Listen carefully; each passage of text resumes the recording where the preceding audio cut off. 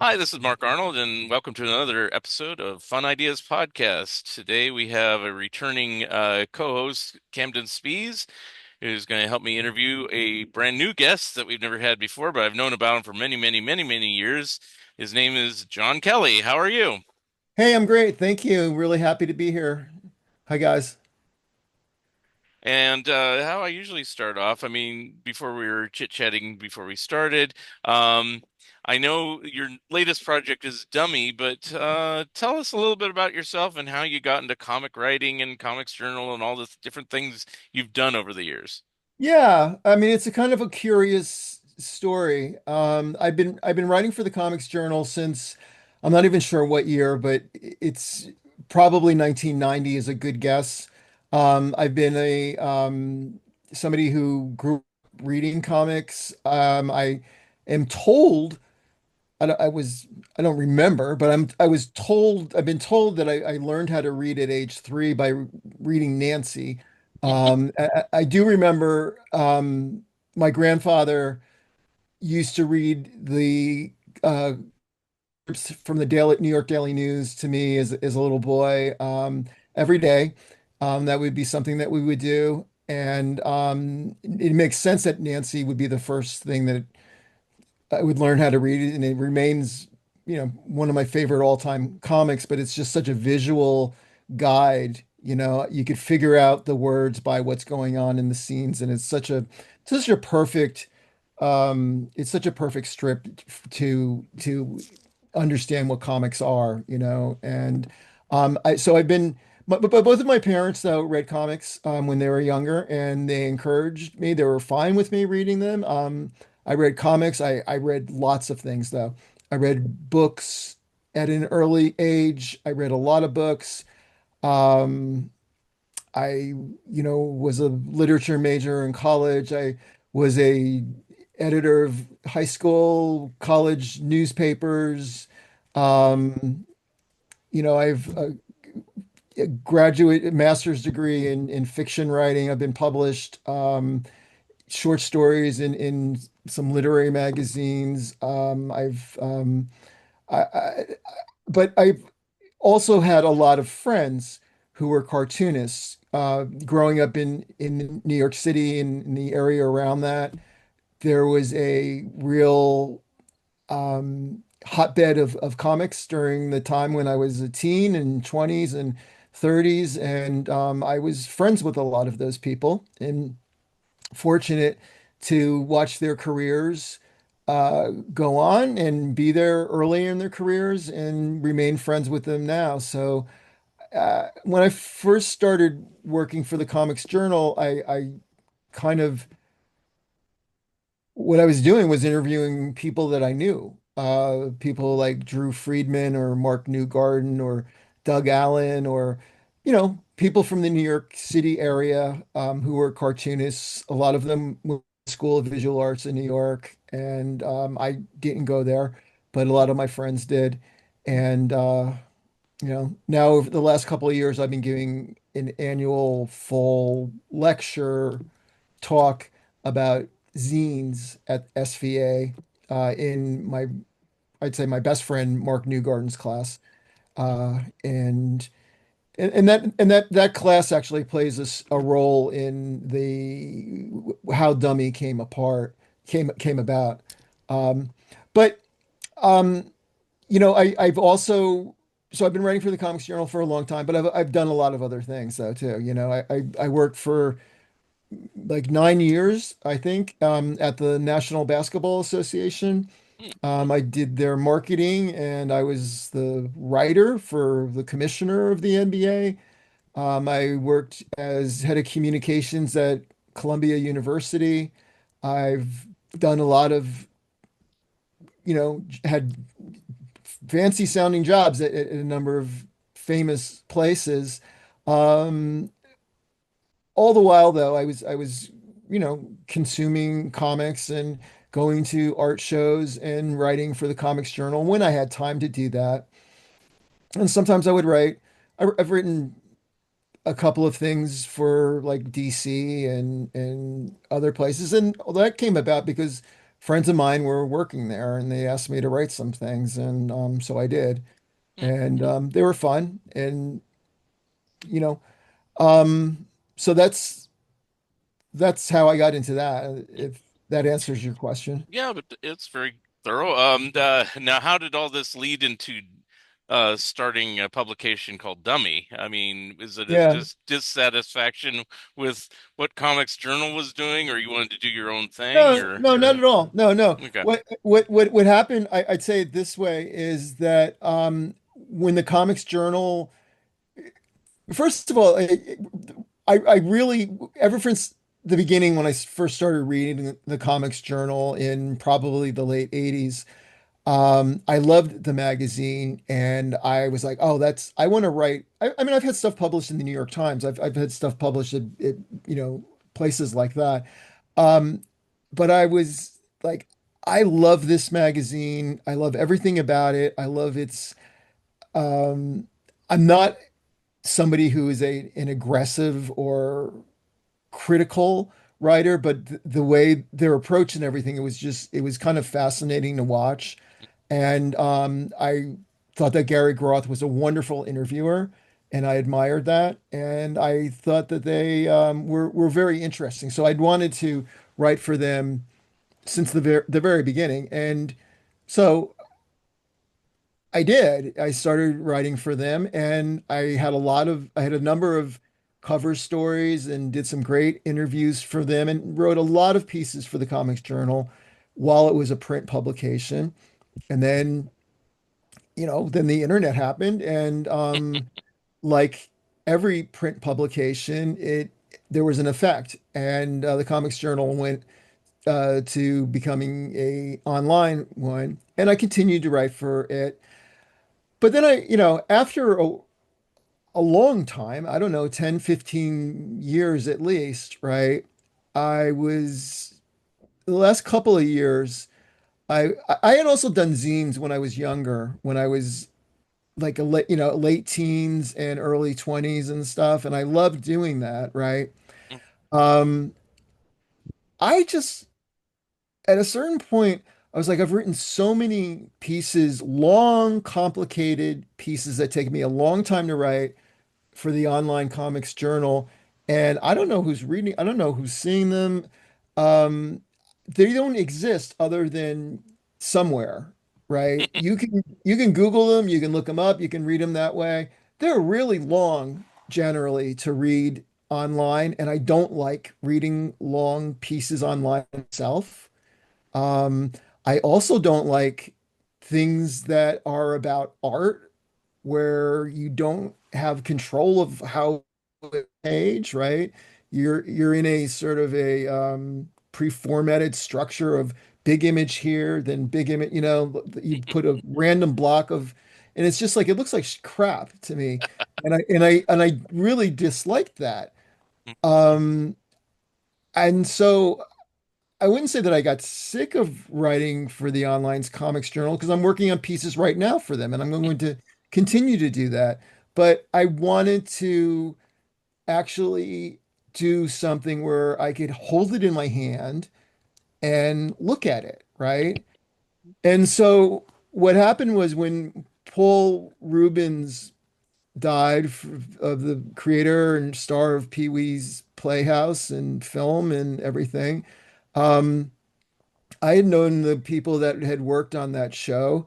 Some of them were among my best friends, and they worked on the merchandise or the show. And I knew the backstory of how all of the aesthetic of that show had come about. And it was Gary Panter's Right. visual approach to it, right? And so Paul Rubens died, and I was just like, it wasn't like I'm like, oh, Gary's not getting his due or anything, but I was just like, well, this is like a good to actually tell that story, right? Right. So I wrote a series of a couple of articles for the Comics Journal online about that, and they were good. And I was happy with those pieces. And then very soon after that, I was giving one of those talks at SVA, at the School of Visual Arts, and I was telling these young artists about doing zines and like how great that is and how it's wonderful to publish your own thing. And, you can, the whole history of the backstory of like how it came about. And I was like, I am such a, like I'm like a total hypocrite. Here, I'm telling these people like they should be doing this, right? And I haven't done it myself in like 30 years or something, right? So, um, I had when I was putting together the PowerPoint for that talk that year, and this is, I guess, the end of 2023, probably, Mhm. I had thrown in another slide right at the last second of a mock-up of because I had just written the piece for the Comics Journal, right? And it was long. I had to break it into two parts, right? Um, I threw in a slide for a fake Pee Wee Herman zine that I put up on the screen when I was talking to them. And I said, here's my Pee Wee zine, right? Here's the dummy. Here's the dummy of my, dummy meaning a prototype Right. publication, right? Hmm. In publishing terms. I said, here's the dummy of my new Pee Wee zine. And when I come back here next year, I may only print one copy. I probably will only print one copy, but I will bring it with me. I promise you I will, right? And so I came back from New York, back to Pittsburgh, and kind of soon afterwards, I started playing around in InDesign and laying out a prototype dummy of a Pee Wee Herman zine using the content that I had from that online piece, but then revising it and adding to it and going back and, changing a bunch of things, changing all of the images, and I didn't take very long working on that. It was maybe a couple of days just playing around with it. And and then I had like a 36 page thing, right? And I was like, oh, this is really cool. And I printed it out on 11 by 17 full sheets off of my printer, right? And I brought them over to my friend Frank Santoro's house. He has a color copy machine at his house, and he makes his own zines. And he had been bugging me for years to go back to make a zine. So I drove it over to his house. We ran them off two copies on his color copy machine. We folded it and stapled it and, put like a glossy cover on it, right? And I was holding it. I was like, oh, this is so cool. I'm so happy. I love holding on to this thing, And I thought that was it, right? But I had in my backpack for a while, and people, when I would run into them, they're like, "Oh, what are you working on?" I go, "Oh, here's the dummy of my new Pee Wee zine, like as a joke, right?" And I would hand it to them, and they would look at it, and they were like, "Holy shit! Like, where can I get this?" And I was like, "Oh, it's not real. I mean, it's like a fake thing. I made it for myself. It's not something that I'm going to do anything with, right?" And they were like, no, you have to.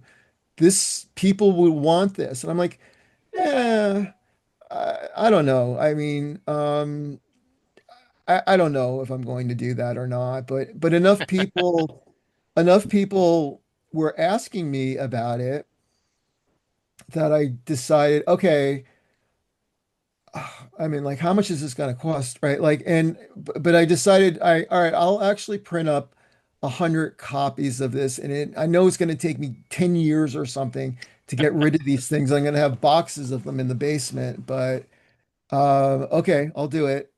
And then I made one little thing on announcement on Facebook saying, "Hey, here's my new." Oh, let me circle back in a second, right? But I made an announcement on Facebook saying, "Here's my new, publication. If you want a copy, send me, 20 bucks." And it sold out in like in an hour and a half or 2 hours or something, right? And I I was think like, that's what I saw is that "Yeah, initial thing, and I just bought it. I said, "Sounds good to me. All right, boo," right, right." I had no idea. I had Yeah. no idea at all, and I was just like, "Holy crap, seriously?" right? What am I getting into here, right? This is not, I was not planning to do this, right? But the whole thing with the, before I sent it to the printer, I was like, well, because it just said The Art of Pee-wee's Playhouse on it without the dummy flag, right? And I was just, at the last minute, I was just like, well, I gotta call it something, right? And Mark Newgarden said, he said, yeah, I don't care if you call it John Kelly's zine, but it needs a name, right? And I go, well, so far I've just been calling it my dummy zine, right? And he goes, yeah, that works. Sure. And I go, really? It's like totally stupid. And he goes, yeah, that's why it works, And I was like, oh, okay. And so I did a little logo and took about 30 seconds or something to put it together. I wanted to just use a very simple stamp kind of looking thing and stuck it on there and it worked, right? So that first 100 copies like disappeared very quickly. I learned a lot about shipping very quickly. I learned a lot about publishing very quickly, and obviously, I mean, it's been reprinted many, many, many times, and a lot more copies than that first 100 have been printed and sold. And then it was like, okay, well, I guess I have to do another one. And do you want me? Should I go on talking about issue two? Is that what? Well, before Yes, we yes. do, But I want to point out one thing real quick. You were talking about Yeah, the yeah, title. Is what you should know is right before you got on this call with us, Mark and I were debating. We were talking about Harvey Kurtzman's Trump magazine. We were talking about good and bad magazine titles, and we were saying how much we liked this magazine title. yeah, let's see. yeah. It's an interesting thing though. If you were in 1960, whenever when Trump first came Yeah. out, right? That name that wouldn't have the connotation that it has today.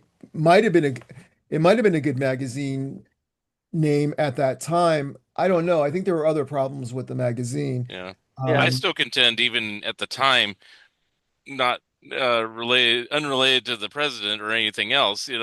It's just a horrible title. I mean, Mad is like the perfect title, and then for yeah, Kurtzman to go on the of his succeeding magazines that he had Trump, But Humbug, and Help. yeah. Help is the one that's kind of the closest to being kind of funny, I guess, to make it, the other two don't what really seem to work for me. what is the thing that Hugh Hefner always said? He says, "I gave Harvey Kurtzman an unlimited budget, and he tripled it. He exceeded it. He Yeah. exceeded it." Yeah. Yeah.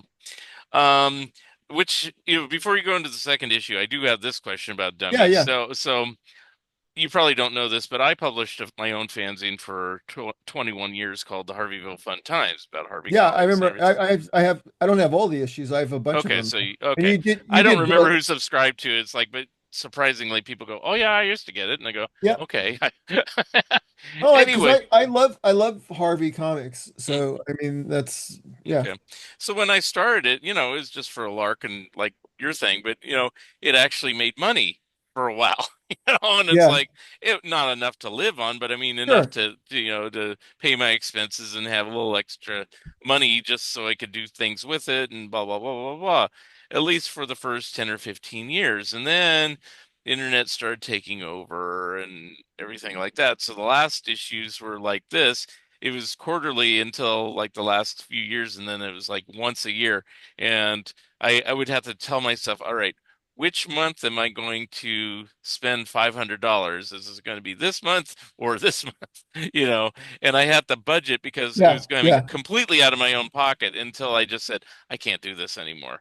Um, Now, granted, things change over time and blah blah blah, but my thought is, I love fanzines, I love publications, I still buy magazines as best I could, but is it hard to make a publication work in 2025? I, Yeah, I was the only one to add to that. Yeah, especially when I think I can only count five other comic art fanzines that exist. yeah. I mean I don't know yet.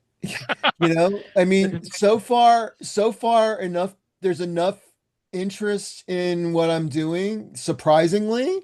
Mhm. Like I'm shocked that anybody would be interested, but there's a lot of people who are. And the reaction that I get from complete strangers who are, I mean, gushing and so happy I'm doing what I'm doing Yeah. and so supportive. It's amazing. It's a wonderful thing. And I think if I just continue to do what I'm doing, um, there'll be people there for it or not. I don't know. Yeah, It may be just a novelty thing, right? It may be that there really aren't other ones that exist, or maybe tomorrow or later today, there could be somebody who will do a better version of yeah. what I'm doing, and Uh, and then that'll be it. I don't know. I have That no threw me off for a clue. second. That statement threw me off to the tomorrow or later today. I'm like, oh wait, oh, you're not talking about the publisher tomorrow for a okay. second. Um, No, I think all of this is just it's bizarre, I and it's a great thing. I'm not counting on it lasting. But I'm happy that it is what it is. I'm not I'm making enough money that I can continue to do it, that's and good. that's the bottom line, right? I guess the good thing is you don't have a strict schedule, I assume. It's just whenever you get an issue done, kind of. And so far, Yeah, of course, it's only been two issues, but so far right. you picked topics that not everyone really covers. I mean, yes, there's been articles about Pee-wee's Playhouse, Yeah. there's been articles There's been about lots of the stuff Air on the Pirates, but nothing, nothing to certainly this magnitude. nothing to that I magnitude, nothing may I this also point out current. Yeah, that a lot yeah, of fanzines today that are fanzines dwell more into the fact that they're more like not textbooks, but they're more like they're not like published monthly. Like I'll give this an example. I would also give the Fantagraphics' EC fanzine as an example, as well as Hogan's Alley as three examples fanzines that dwells they're separated so much in publications that they're less like fanzines and more like scholarly publications that are just bi-monthly in a way. Yeah, Not bi-monthly, sorry, just spread out. biannuals. They're more like their own books, buying is but Right. sure. Yeah. I mean, I think I'd like to get it. I mean, I learned a lot with this second issue. I thought it would be out a lot sooner than it ended up coming out, but part of that was out of my control. I mean, most everything was out of my control. I have no control over anything, right? I have control over what I do or what I don't do, but that's it. Um, um, I was not going to publish it until I got the exact art that I wanted, that I got the exact quality scans that I wanted, and that the issue looked exactly the way that I wanted it to do. The writing was done a long time ago, you know. I revised it a little bit here and there, but I finished the writing. I finished that a while ago. Mhm. The last year or so was spent on tracking down this piece of art. It was a lot of detective work. You Mhm. know, did, I did wanted you to I go was on. gonna ask sorry to interrupt, but do you find yourself the minute when you have one thing done, do you find yourself when you feel like you're wrapping things up, do you find more information that you didn't have before? Oh, sure. Yeah, that happened. Yeah, that happened right up until the very end, right? So, and you want to like present as accurate a story as you're able to at any given time, right? If I was going, there's probably stuff that I've learned since that I would, may or may not include in the issue. I don't know. I think there's a lot of pages in there. There's a lot of information. I think there's enough This is information. 98, 90, almost 100 pages. Yeah, it's 96 pages. Yeah. Yeah. And I think that's plenty, you Yeah. know? Yes, it's great.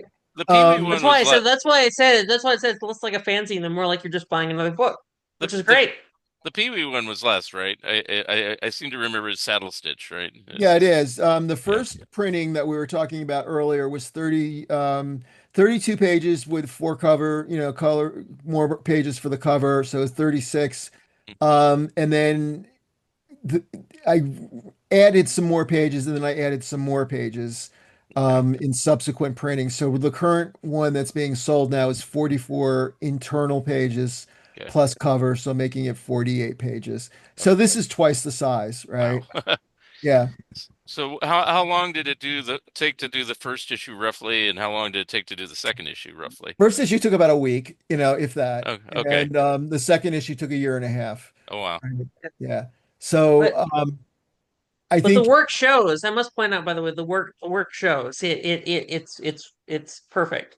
I hope so. Well, it's nothing is perfect, but I can go through the issue and there's a couple of things that I'm like, okay, Yeah. Now, may I ask a that I question? will Was there change. things that you had to cut for like space? Was there articles Oh that you yeah, wish you would have written for space, but you just had to say sure, we have to? sure. I say in my editorial there that this could have been 500 pages, right? But Sure. it's why, right? Yeah. I think the amount I wrote, um, I was talking to Michael Tisserand like 2 days ago, right? He's working on a new Hmm. book, and he's saying, "I hope it doesn't take me this long to." And I said, "Dude, it's going to take you the right amount of time for it to be the book that it needs to be, right? Yeah. And it's going to be the right amount of pages that it's going to be for the book. A writer of your level, at your level, it's all going to become the exact amount that it should be in the end, right? And that's how I feel with this. There were other things, yeah, there were lots of other things that I thought could have gone in that didn't, but I think the right things went in to tell the story that I wanted to tell. I wanted to talk about what came before the Air Pirates, what led into it, and some other things that are somewhat related to them. Ultimately, it's a issue about the air pirates, but it's about Mickey Mouse parody, right? And the air Right. Which pirates are the biggest example. which Mark and I both write a little bit about Disney history, right? We know a lot of Disney historians. I love it that there are certain Disney historians that are like, don't mention it, but there are other Disney historians that write for the Disney company that are subtly mentioning how much they love this magazine. And it's very obvious they love it. Oh, there's Disney historians who are. I Who mean, are fans, yes. you mean people who work for Disney? No, no, people who write about Disney Oh, that, okay. yeah, Yeah, well, I love Mickey Mouse. I mean, yeah. it wasn't, I don't take any, I don't come out on one side of this or another. I'm not like, you know what I mean? I'm a journalist and I don't even I'm think writing about what happened. from my own perspective, I don't even think the Air Pirates were coming against Disney as much as they were coming against America as much it was like a statement as less it was not really coming against the Disney Corporation. Well, I would say that they were using what Disney represented to make Yes. their own statement, right? But Yes. they were all gigantic. You wouldn't draw as well as they did, Right. those characters if they didn't have a deep love for those characters, you know? Which I remember the first time I saw Air Pirates number one and the first thing I saw this is off the cover of a Big Little book I have. That's where it comes from. Yeah, it's from Bobby London's personal boyhood copy is where Yes. both covers number one and number two came from Bobby's own childhood, copies. Bobby painted a mural of Mickey Mouse in his sister's bedroom when he was, 15 years old, you know. Yeah. He was drawing Mickey when he was 6. But I was saying that I think that some people who don't read into the Air Pirates full enough, they think that, oh, this is like an anti and that's not what the Air Pirates are. It's not an anti-Disney statement. It's an anti what Disney represented statement. It's Sure. like they're coming from people who are Disney fans, but they're people who I think look at it from the outside, from don't understand comics, and they are not understanding, grasping that. So what you're getting at is what I was attempting to do with the issue is that there's a lot of people have a vague idea, or even people who are knowledgeable about comics have a somewhat of an understanding of what the air pirates did. I wanted to say, okay, you want to know what happened? This is what happened, right? Now, for the benefit of people who don't have the issue yet, and Yeah, just for the benefit of people listening to the podcast and are kind of, I don't know anything about the Air Pirates, let's say. yeah. What, I know you talk about it in the book, but I mean, give a brief reason of how the Air Pirates came to be, who the people are involved, and, how it got into trouble, Yeah, if you can say that briefly. yeah. Well, yeah, they got into trouble because they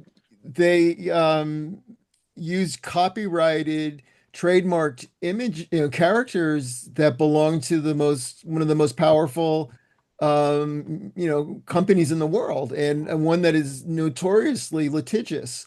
So what the Air Pirates, or so this is who they were. They were a group of young um outlaw underground cartoonists who wanted to make their mark in the underground. Dan O'Neill was their leader. He was a couple of years older than some of the other members, and he was an established, nationally syndicated newspaper cartoonist who was fairly radical in his comics. He worked, for a paper in the Tribune in San Francisco. He was fired from the Trib several times. That's a number that I don't know the answer. How many times? Was it two times? Was it three times? Was it 40 times? I don't know. He was fired several times from the Trib because he would push the envelope. He would push the envelope and continue to do it. He was a radical guy, right? And these are radical times that this happened, right? America was involved in the Vietnam War.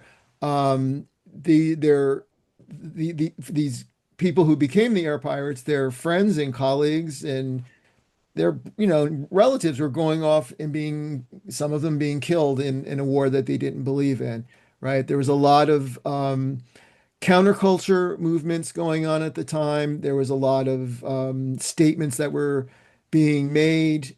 Um, they got together at a music festival in Seattle in 1971. They all met there for the first time and came up with the idea of coming up with a comic book company that would publish underground comics. O'Neill had just been fired again by the paper, and they were looking for something to do to start some trouble, right?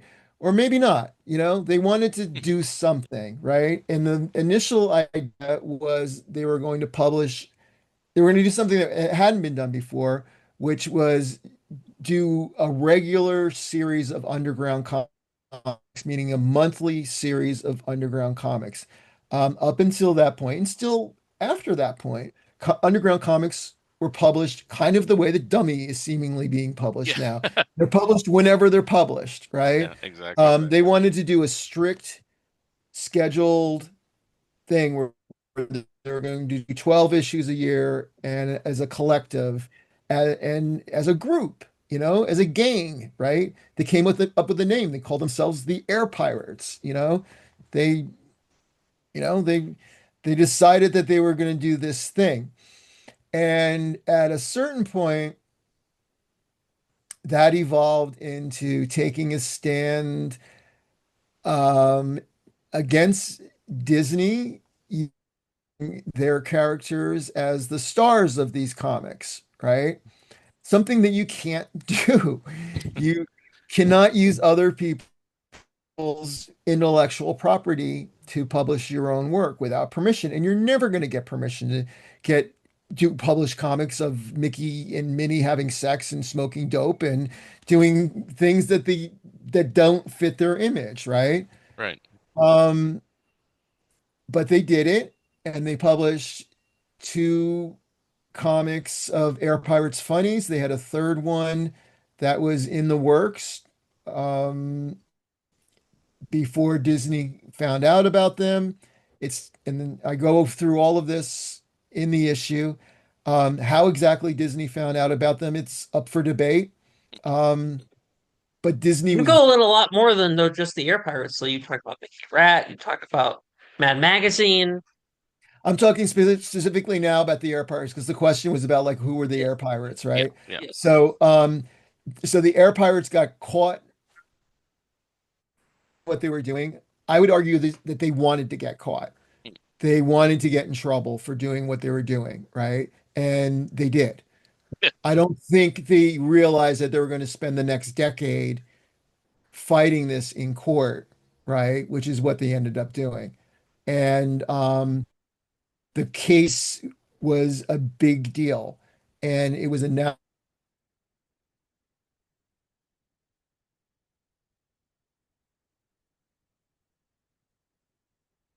Yep. That's me.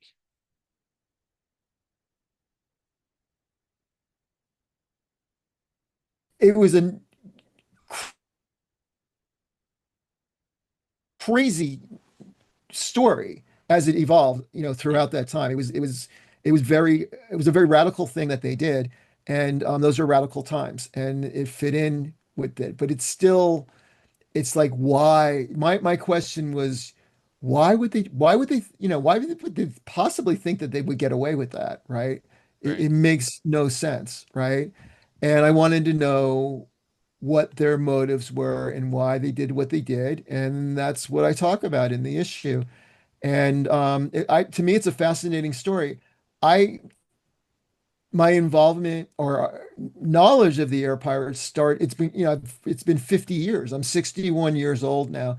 When I was a 10-year-old boy, I first encountered the Air Pirates Funnies comics at a friend's house. His older brother had a stack of underground comics, like Zaps mostly, that were hidden in some Playboys and stuff that were hidden in his room in a bong, like what teenage boys at that time had hidden in their rooms. And he had a stack of underground comics, and included in that stack were copies of Air Pirates Funnies 1 and 2.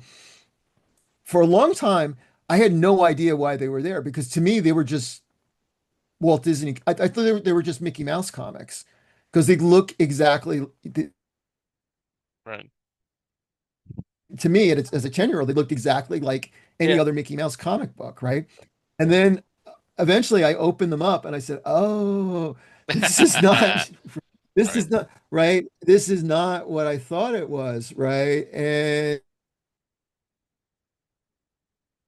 that just sparked an interest in them for me. And over the years I've met and gotten to know them, and I've written about the Air Pirates before doing this issue, but never to the extent that I did with this. And so I came into this thinking that I know a lot about the Air Pirates, right? And I read Bob Levin's book. Um, it turned out there was a lot I didn't know, right? And it's the type of thing that you can get a lot of information about. You can get a lot of surface information about something by doing some Google searches or reading a couple of books, right?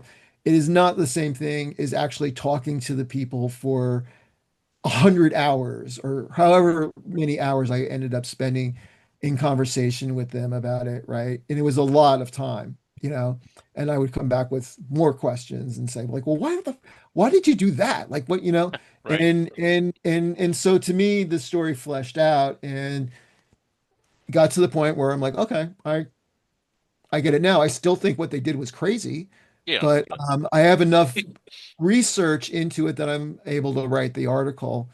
And we'll see. I mean, Let me ask you a quick question. yeah, I was wondering when I was reading the Mad Magazine part in this thing, I was wondering if the Mad Magazine thing with Irving Berlin, the lawsuit with Irving Berlin that went to the Supreme Court, I'm wondering if that had any play into what future of the Air Pirates lay with it, because obviously they're not connected, but to a senator they might be. Like it might be sort of considered sort of the same thing. I I wonder don't if know. that Yeah, like well, would so the way play that into the future. the court system works, right? They're always looking at precedent, right? So Yeah, anything that is related to the case that they're reviewing at any given time, they're looking at how other courts yeah, um acted and so all of that is taken into account. Um, what with the Air Pirates, the judges just said they just didn't like what they were doing. They were doing dirty comic books about Yeah, beloved characters, right? And they were stealing somebody's property. They didn't, those were trademarked characters, yeah, right? You can't do that. right. And it's one thing to do parody where I mean, I talk about there's stuff in there about Mickey Rat, right? Which is a parody of He wrote it, or right. Mickey wrote in Mad and Mickey Rat later, which is an underground comic character, but he's not called Mickey Mouse. He's called Mickey Rodent. He's called Mickey Rat, right? The Air Pirates, the cover of Air Pirates Funnies 1, it says Mickey Mouse meet the Air Pirates, right? Right. They're giving the finger to Disney there, But the only thing they right? do yeah. is And they did not just one parody of it. about the only thing they do is parody the Dell comics with Hell comics. That's about the only And parody of that's the only way you might know that that's not a because a lot of people thought that that was a real Disney comic book. I was It's a the 10-year-old only like boy. I mean, I did. I was yeah, until I realized that it wasn't, right? But so it worked. They were trying to make it look as authentic as possible, right? Mhm. And they were good enough. I mean, Bobby London and Gary Hallgren were good enough artists that they were able to do it. But they, they worked their asses off to get to be at that point. I go through that in the issue where they, even to the point of using the same writing, tools that the various Disney artists or other cartoonists that they were trying to emulate, they used the same type of thing. They had model sheets that they created and they, studied. They took that job seriously. They worked at it till they got their craft to the point where it looked like authentic Disney, which is a very difficult thing to do. and I must also ask, so um was so what was the were the sales for this one like unprecedented compared to number one, or were they similar? Because I know that a lot of people I know bought this one but did not get number one. I am one of them. Okay, you're talking about the sales Dummy. of Yeah. Dummy? Dummy. Yeah. Yeah. Yeah, Okay. Well, it's impossible to answer that question simply because Dummy number one is I'm still selling many copies of that every day, right? okay. It's been out for a year and a half now, right? I've sold many copies of that, right? I think there's a gigantic base of people who are interested in Pee Wee Herman, and there's a gigantic base of people who are interested in Gary Panther and other artists who are in the issue, right? So they, right now I have 12,000. I mean, I don't even know what these numbers mean, right? I didn't even have an Instagram account before I started Dummy, right? But now I have 12,000 followers and close to 2 million views every month, whatever that means, right? Hmm. There's Yeah. a much bigger world out there than that, right? And Yeah. there's a lot more people who are interested in Pee Wee Herman than there are people interested in the Air Pirates, right? So I don't know what the sales of the second issue are great. I mean, it's kind of like on par with the first issue at this point, which is crazy. Yeah. Now may I ask one question? Do you have plans for issue three? Of course I do. I have plans for issue 10. I want to be doing this until I'm dead, right? Great. So Can you splurge plans like ideas? You don't have to tell. no, I'm not going to, I'm only, I'll just say that it will not be, I'm not going to talk about issue 3 in any detail at this point because a lot is up in the air. There are several pieces that I am so hopeful that will happen, but they're complicated stories and I'm still researching them. I'm getting Uh, further along in uh, it. Yes, But I asked that the wrong way. What are some things that you would like to have be issues of dummy? That's the better way to ask that. I'm sorry. Topics, oh, I I guess. mean, it's a two different questions, right? There's a million different Yeah. things. There's a million different things that I'd like to cover in issues of Dummy. Um, I want to look at I mean, I want to do an issue on the alternative weekly newspaper comic strips, right? There were so many of those that happened. There was great work that was done during that era, and or eras. There were several of them, and none of it has been. It's all lost to those were disposable publications that people picked up, you know, in a little news box or got at the wherever it was, at a bar or, and they were just thrown out, right? So there was all of this stuff that was out there. There were newspapers like that in every city. There were some cities had 10 of them or four of them at least, or two, but Yeah. most had one at least, right? And they all had great work in there.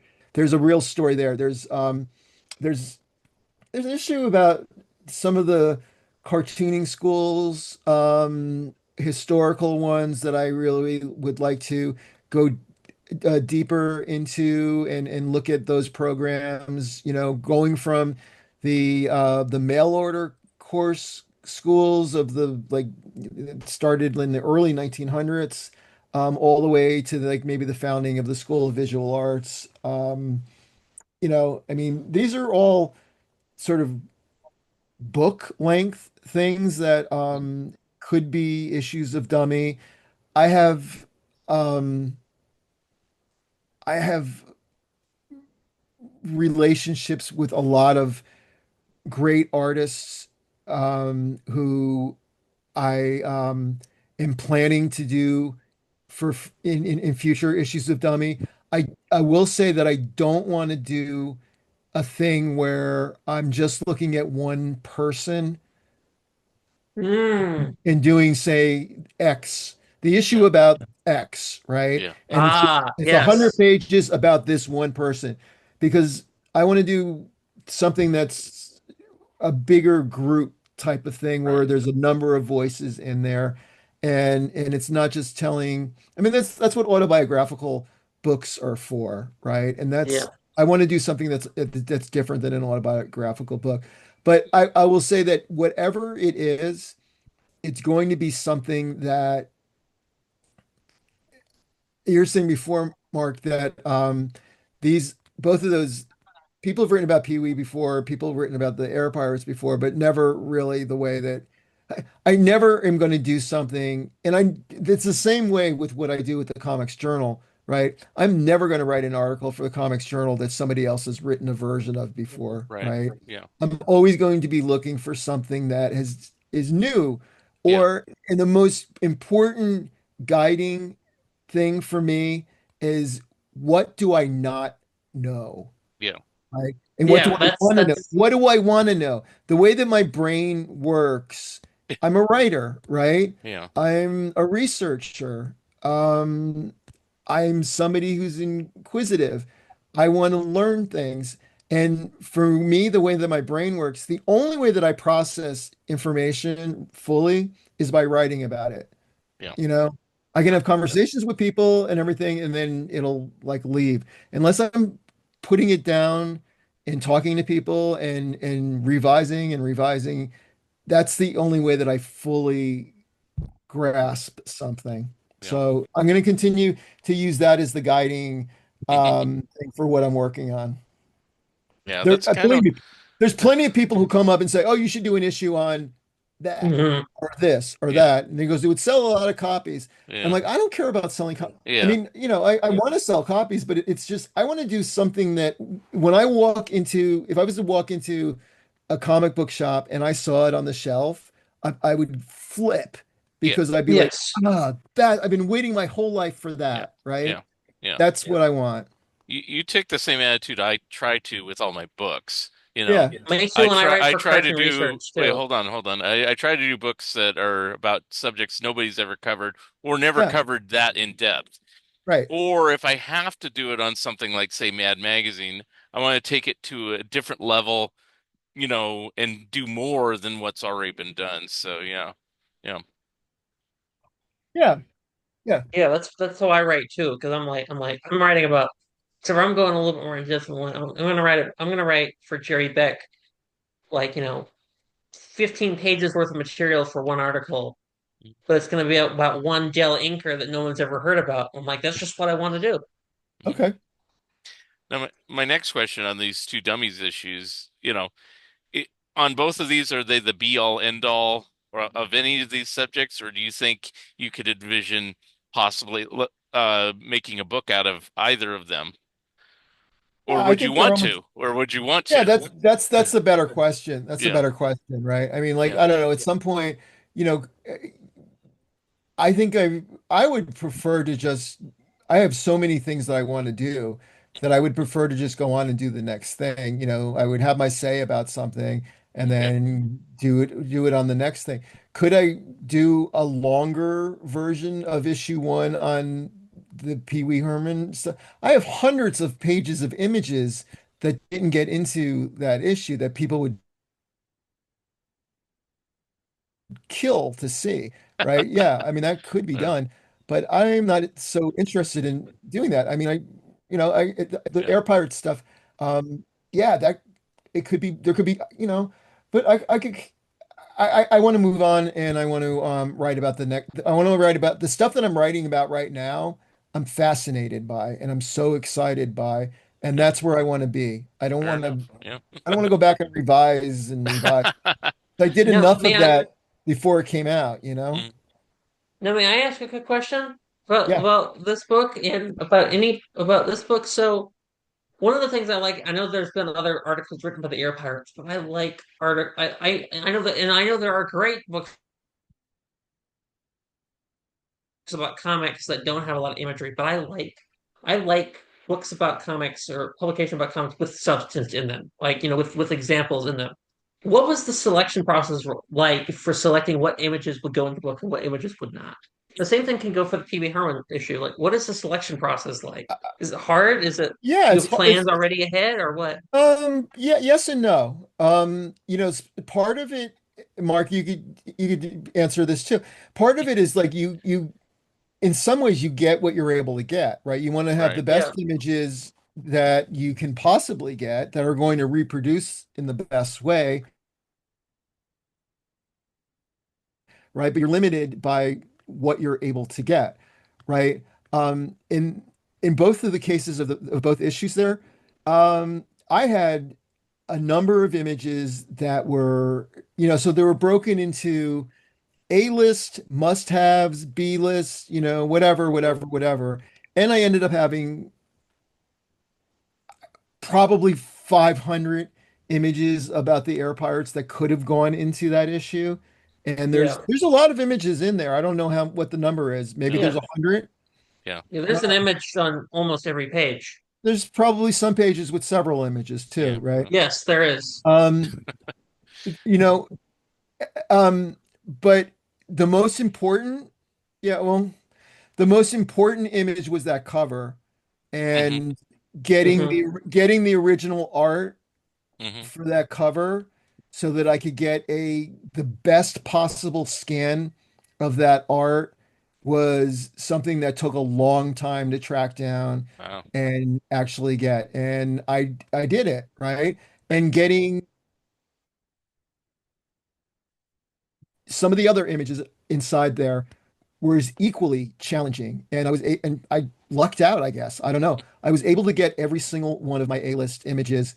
And Yeah. then from that point on, it's just like, well, I have lots to choose from. And then just what looks best on the page here and what's going to represent the best. And then some of it's like, oh, there's too much black and white, I want some color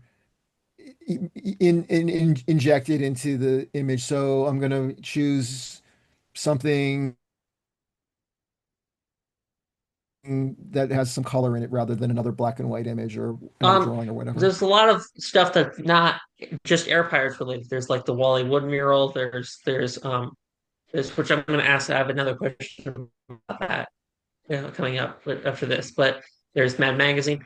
Did you, when you started this project, did you have it and you were going to just do the Air Pirates? Do you have all of this in mind of like I'm going to cover this, this, and this, or at one point did you think this is just going to be an Air Pirates themed No, issue? I wanted to do the Air Pirates. I wanted to do like I wanted to tell like the final word of the Air Pirates, at least my final word on the Air Pirates, right? Yes. Um, but I wanted to put it into context. I wanted so what this issue came about at a time when Mickey Mouse was all over the news, right? Because of Steamboat Willie, Yes. right? So it was when I was putting this together, um, the stories were just starting to come out about this 1928 cartoon that was, and people were reacting in a way that I found hilarious, sort Yeah. of, right? I know about intellectual property law. I worked at Columbia University School of Law for a long time, right? I know intellectual property lawyers.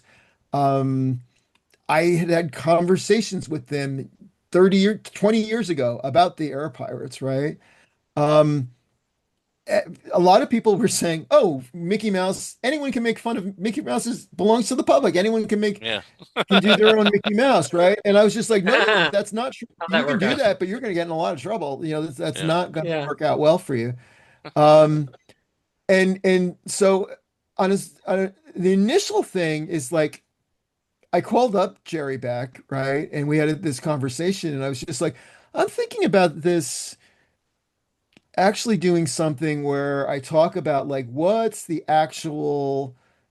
Yeah. what's the real story on what you can do and what you can't do, right? And that was an initial thought. And then I was like, I should just like give the biggest example of what you shouldn't do, right? Right. And that's the air pirates, right? Hmm. As a sort of it's a story of what not to do, I guess, right? And then I was like, well, there's been other cases of people doing similar things, right? And some of them got some legal blowback on them, and then others didn't. And then why is that, right? And, why was it the air pirates? Why did they get it so hard, right? Um, so I just wanted to answer your question, yes, I wanted to bring in stuff that happened before, stuff that was like sort of contemporary, and then some things that happened a little bit afterwards. Now I have to I ask you. must also ask. Oh, let me I ask. must also ask. Uh, By the way, sorry, Go ahead. Mark, you go ahead. Okay, I was gonna say, based on that, have you gotten in any trouble with any images from Disney or the Pee-wee estate or No, anything? Yeah, I don't, I I mean, wouldn't think so, but I'm just curious. I don't think I'm not worried really. I mean, I think I think I would be protected I mean, I'm a journalist, right? Right, I'm not trying to make money off of all of the art that I'm reproducing in the Pee-wee issue it's art by people who have given me permission to reproduce it, right. Fair right? enough. Yeah. Yeah. The Air Pirates art is art that I, a lot of cases got from the artists who did Yeah. it, But right? weren't they told at some point never to reprint this stuff? So I mean, if you're reprinting it, Printing arguably it, it's for journalistic yeah, reasons, but but I you don't, know, but I'm not reprinting, yeah, I'm not reprinting the issues that the were, entire stories. Yeah, I get it. right, Yeah, yeah. So okay, all right, Camden, go ahead. I have one page Mhm. from one of the issues that's Uh, reprinted. Now, I was also going to ask. We alluded to this before we started, and we were saying we were going to talk about this. Can you talk a little bit about Bobby London's interview in this? Because we were talking a little bit about this beforehand, but we didn't go into. You said there's a story behind that you could tell on the air. Well, no, I just look to me, when I decided that I wanted to do this Air Pirates issue, the most again, it was very important for me to be able to represent all. Ted Richards died in 2023, right? So I couldn't re-interview him, right? That was not possible. I have all of the interviews that he ever did that relate to the air pirates and other things that I have that in my archives, right? So but it was important for me to be able to talk to all of the living members of the air pirates, and have them tell their stories. So the first person, even before Sherry Flanagan, who is a close friend of mine, the first person I approached was Bobby London, and I did a mock-up of that cover that you were holding there that looks pretty similar in a lot of ways to what you're holding. I wanted to use that image as the cover of his original art. That's a much better scan on the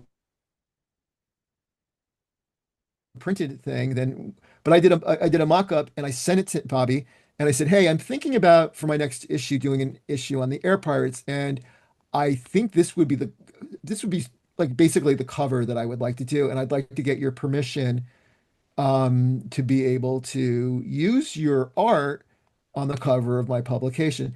And I would really want to talk to you about the air pirates too, because I can't write this without getting your side of the story, right?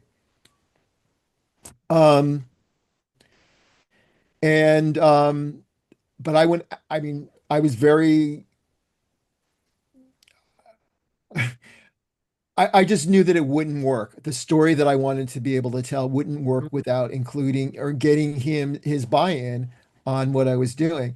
And it didn't take that long for Bobby to start opening up to me, which is not something that he's done to other journalists in the past about this subject. So I feel very fortunate that I was able to do that. I mean, that was a really big deal. And through that process, the relationship with Bobby has grown, and he's become like a very good friend. And we're doing a bunch of things together. I'm selling his art on my dummy zine store, and we have a great relationship. And I think in the past, I think what has happened is that people have written their version of the Air Pirates story, and then maybe at the last minute asked for a quote or something from Bobby without him involving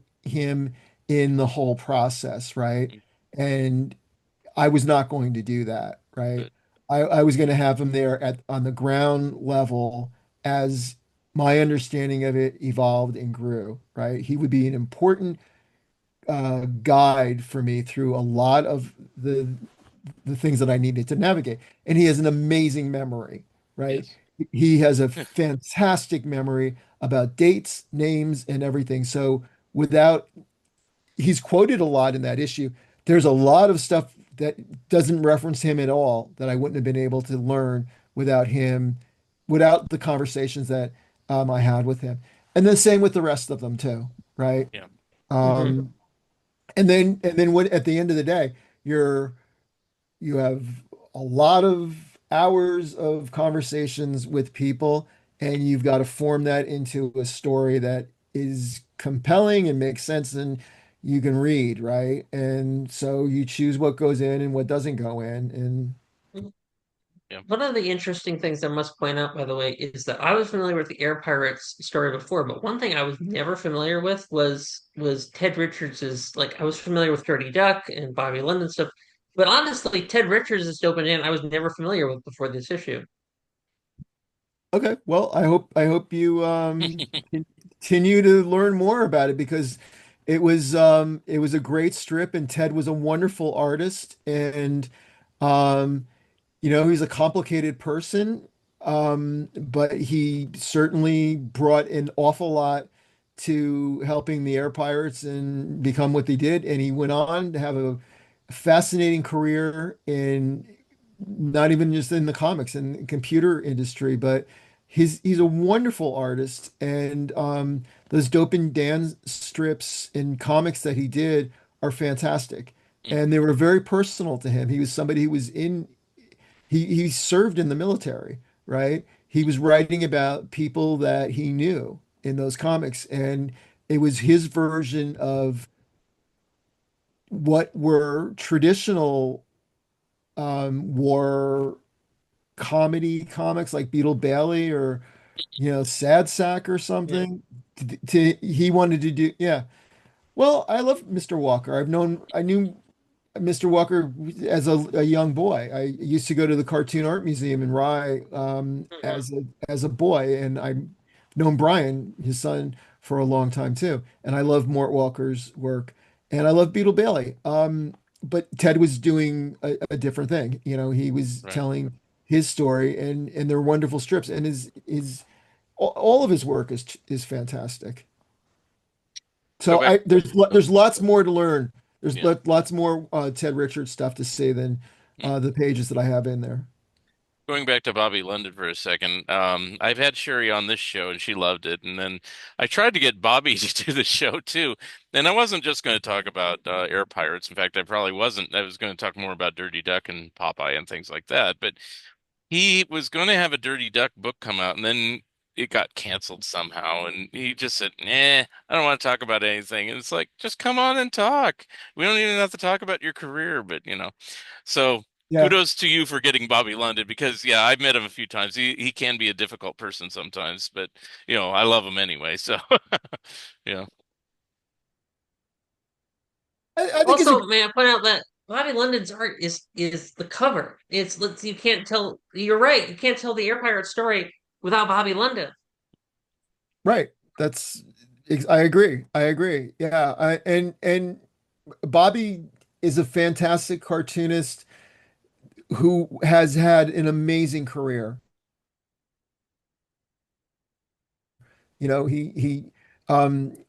Air Pirates is just Popeye. one chapter of it. He's the Popeye stuff, the Dirty Duck strip. He was in he had cart gigs at National Lampoon and Playboy, and he did cover of Punk magazine, and he's just done record albums. He's done all kinds of things.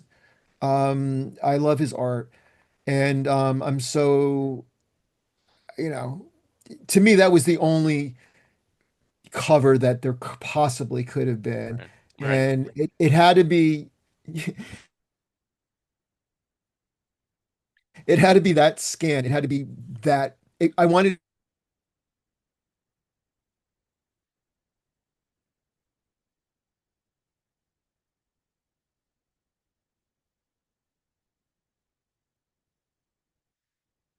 That We freeze. no, these people as well. They were making a statement, but Bobby London was a Disney fan. Like he came from this as you said. This is directly from a comic he had as a child. A Big Little Book he had as a kid. yeah, and there's pictures of Bobby's childhood artwork in the Yeah. issue, right? So you can see, yeah, so he was Bobby would say that the whole going after Disney stuff it was not his idea. It was not something he wanted to do. So, I mean, he was be the first to about that. He thought it was a bad idea. It was not 100% universal group thing to do what they did, but they did it. Now I must ask. Looking back when you read the history of the air pirates, we were talking about when they got caught. And my question though is like, weren't they I know that you were saying that they wanted to get in trouble, but weren't they kind of expecting, I know they weren't expecting the Supreme Court to be involved, but weren't they kind of expecting some kind of lawsuit? Looking back, it does seem like, I don't know, maybe this is coming from me, like where Disney is like litigiously famous for coming after people, but wasn't this kind of expected? Yeah, that's why they did it. Yeah. They wanted to, as I said, they wanted I would say, let me rephrase that. Some of the members wanted to get in trouble. Ah, You'll have to read the issue to have any further comment from me on that. I want people to buy it yeah, too, yeah. but I don't want to give away the whole thing. It's a complicated story. I can't stress that enough. Oh It's yeah. a very complicated story. There's a lot of moving parts, and what happened and what didn't happen and what were the motives for what happened and what didn't happen change depending on who you're talking to at any given time. Hmm. Is But Dan O'Neill, Dan O'Neill was clear in saying that he wanted to lose all the way to the Supreme Court. So, yep. I've heard him say that numerous times in various yeah, interviews and I right, have stuff. right. heard that. Yeah. Um, do you have anything else to say, Camden, or ask or anything? Nope. Okay. Yeah, this has been very good conversation about this. Um, I know you don't want to talk about issue three, but do you have like a time frame for it? I mean, there's pretty much no time frame, but what can we expect? Yeah, sooner than not as long as it took me to get the second issue out, I don't Okay, think. fair enough. I'm moving along really well. Again, it's it'll depend in what does happen or doesn't happen in the next couple of weeks, as far as how far I can get. I'm being very ambitious about getting the full story on a couple of things that are extremely complicated. Okay. And I don't know that I'll be able to. And if I don't, there's other things that are I'm much closer to being It'll done with. be issue four then, if you can't Or get it for could be three. issue Yeah, 14. yeah, There's yeah. things that I want to write about. Right. Um, but they're all sort of fall under like a theme of kind of a mystery Mm. theme, like things that I find puzzling is what I will You're say. the new history detective. I Um, certainly found the air pirates puzzling, and I still do, yeah, yeah, it's a Yes. very complicated story. So for people who don't know how to get copies, how do they get copies of Dummy One and Two, or subscribe, or any other Yeah, way?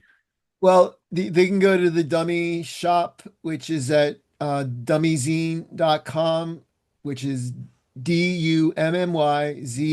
dummyzine.com. It's available in a lot of, it depends on what city you're in, but and it depends on, I mean, it's theoretically available in a lot of places. It doesn't last very long there, which, so I'm constantly shipping out new orders to the same stores, which is a good problem to have for me, I guess. Yeah. But it's selling really well. The surest way is to get it from my website, and it's dummyzine.com. Or if you just Google dummy zine, and that's Zine, like short for, magazine or whatever. Um, but yeah, I have plenty of them here now. I won't eventually. I have to continually reorder them, which is again it's a strange but good problem to have. Yeah. They And take up a lot of space. if somebody has any questions or anything, what's the best way to get a hold of you? You can follow me on Instagram, or that's the best way. I mean, I have a couple of Facebook places. There's a Dummy Zine Facebook page, which there's a lot of people on that. I post stuff on my Instagram page every day. I post 5 or 10 things probably before 5 a.m. in the morning every day. And you can certainly DM me, or my email. You can reach me at john@dummyzine.com. Okay. Um, I was just in Philadelphia at Partners and Son on Saturday at Yeah. a dummy launch event. That was great. We did one in Brooklyn like a week prior. But I don't know when this is planning to run, but I'll be at SPX and CXC, Small Press Expo and Cartoon Crossroads Columbus, and Philadelphia Comics Expo, all in the next couple of weeks. I'll Okay. be I'll be at SPX in the middle of September. Okay, I'll try to get this up mid-September, probably at the latest. So, Yeah. if you want to, if you know the But I'll exact also dates, I'll be get up before that. But I'll yeah, be I'll be doing mid-September. Yeah. Mhm. I'll be doing part of the programming at SPX. Gary Hallgren, one of the Air Pirates, and I will be doing a workshop on how to make your own Tijuana Bible. And then Cool. I'm on a panel. Sorry, I'm sorry, that was really funny. That's the It's concept of that supposed is to. very Oh, funny. good. It's supposed to be absurd and funny, Yeah. but we're also going to be on a panel on censorship. Yeah. Um, and then at CXC, I'll be doing a interview with the cartoonist Kayla E, who has great new book, Precious Rubbish, out. And I'll be interviewing her as part of that. So I still will be doing the things that I normally do at those things, but I will be tabling at all of those events and working on several pieces for the Comics Journal right now Very also. cool. I didn't ask this earlier, but it's just an obvious question. It's like the people you interviewed, have they seen the finished publication and what's their take on it? Did they like it? Oh, the Air Pirates? Both of them, the Pee Wee one and this one, the people you Oh yeah, interviewed. no, yeah, very much so. That's That, pretty that good. was my, you know, getting a message back from Gary Panther that he really liked the issue, and you know, couldn't wait for number two yeah, I mean, that was so important to me. Um, and then hearing back from the members of the Air Pirates about this new issue, Very cool. was very happy. I ran pretty much everything past them Yeah, before, so I wanted it to be as accurate as possible, right? yeah. But ultimately, I you're trying mean, to please yourself, I'm not not. necessarily them, per se. Yes and no, depending. Yeah, but I want it to be accurate, right? I Of want, course, yeah, I mean, you know, I give them the if I'm misquoting, I want them to say what they meant to say, right? right, If there's a chance for any misinterpretation on my part, I right, want to get that, and I want to get everything the years right or whatever it right, is, right. It's just like, So um, sounds like you achieved that. So yeah, I think so. I mean, so far, I mean, like all of the feedback I've gotten on both issues so far has been extremely positive, and I'm very happy about that. We'll see. I mean, um, excited about issue three and other issues going forward after that. It's an odd place to find yourself being in. well, I'm glad it's not just a one shot. Originally, when I got the Pee Wee thing, I said, "Well, this is neat. What does he have next?" And it's Yeah. like, so I hope you're here to stay at least for a few more issues. So, Oh, I plan on it, and yeah, I will also want to make each issue much better than the previous one. cool. Um, I think a lot of people who pre-ordered issue two, my sense is that they were expecting like maybe a bigger or a longer version of what the first issue was, and then they were surprised that like really stepped up the Yeah. design and photo quality and everything. That was very important to me because I want more than anything else, I want the art to be the star, right? Right. Yeah. All right. Well, if there's nothing else to go on. I just want to thank you, John Kelly, for Yeah. being my special guest. Thank you Thank you, so Cam. much. Thank you, Kamden Spies, for asking some good questions for us. And that just about wraps it up for another episode of Fun Ideas Podcasts. And we will see you next time. Okay. Thanks, guys.